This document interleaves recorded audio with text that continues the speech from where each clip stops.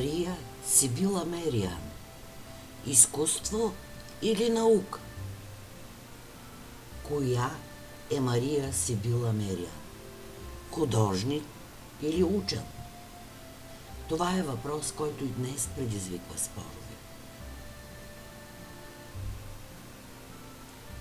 През 17 век тя създава изключително детайли и изображения на растения и насекоми. Но не просто ги рисува. Тя изучава техния жизнен цикъл и доказва, че насекомите не се появяват спонтанно, а преминават през метаморфоза.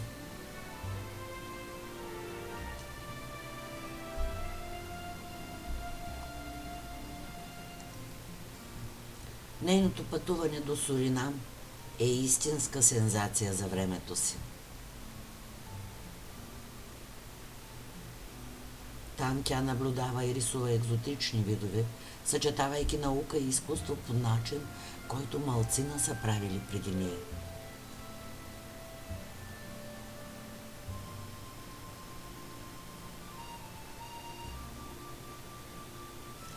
Именно тук възниква спорът. Доколко нейните изображения са научно точни и доколко са художествена интерпретация.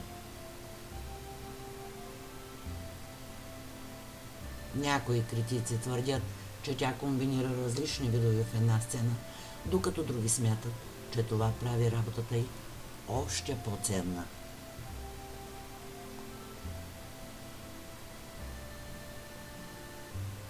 Днес Мария Сибила Мериан е призната като пионер, който свързва изкуството и науката.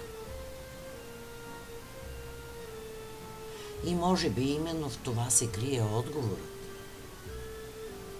Тя не е нито само художник, нито само учен, а нещо много повече.